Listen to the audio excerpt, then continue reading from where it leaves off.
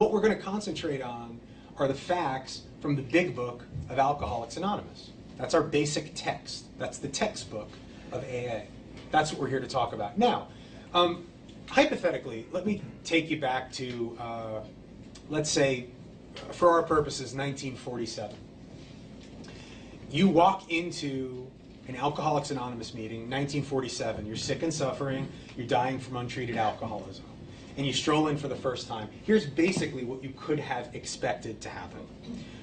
You would have been welcomed upon entering. You would have been embraced upon entering. You would have been introduced to all the members of that respective group. They then would have assigned you a sharing partner. So you would have been linked up with somebody. Sharing partner, by the way, means the exact same thing as sponsor. What they called a sharing partner then, we call a sponsor today. We didn't have the terminology back then, which, by the way, is why you won't find the word sponsor in the big book. Right? But this whole thing of searching out somebody didn't exist then. They would have linked you up with a sharing partner. You're with him, you're with her. That sharing partner would have sat you down and essentially would have told you the following. They would have told you, I am going to be your advocate over the course of 4 sessions that are going to take place over the course of 4 weeks, 1 hour per week, 1 hour and a half per week. What's going to happen tonight is we're going to go over the first 3 steps. So tonight you're going to find out what is wrong with you in step 1. You're going to find out what the solution is to what is wrong with you in step 2. And you're going to make an affirmative declaration in step 3 that based on your understanding of your problem and the solution to your problem that you're ready to get to work. And then next week, assuming you come back, we're going to go over steps 4 and 5. We're going to talk about a searching and fearless moral inventory. And in the week between 2 and 3, meetings 2 and 3, you're going to do your 4th step, and you and I will sit down and we'll do your 5th step. Then when you come back for the 3rd week, we'll go over steps 6, 7, 8, and 9.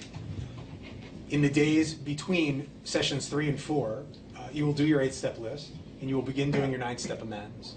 And when you come back for week 4, you're going to go over steps 10, 11, and 12, at which point you will be a recovered alcoholic. You'll learn how to maintenance and grow what you've been given by the program of recovery, which is recovery. And then you will become a sharing partner for others.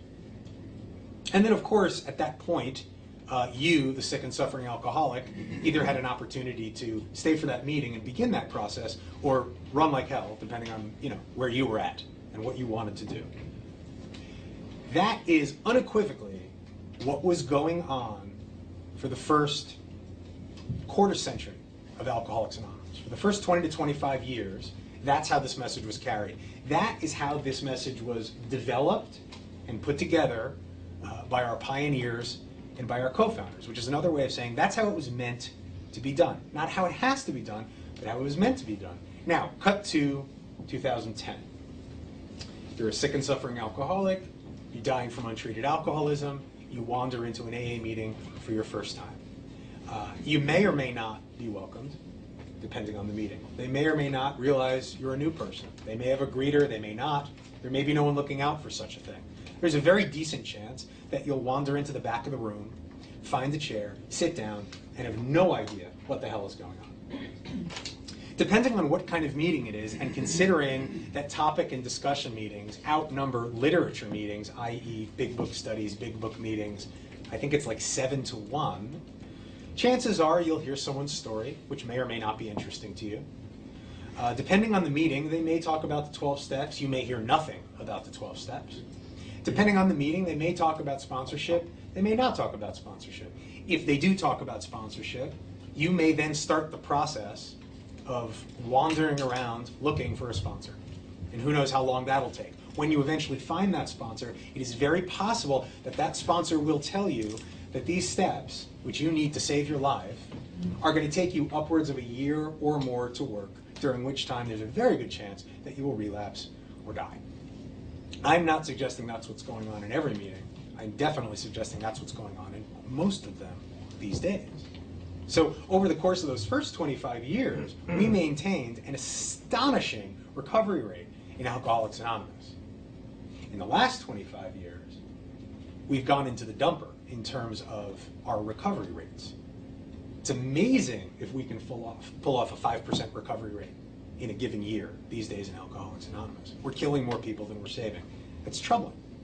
It's really troubling. So the idea of a back to basics meeting is to get back to the basics of what this program is, so you can understand what it is and what it isn't, so you can engage in the process of getting well. Now, for those of you who have big books and want to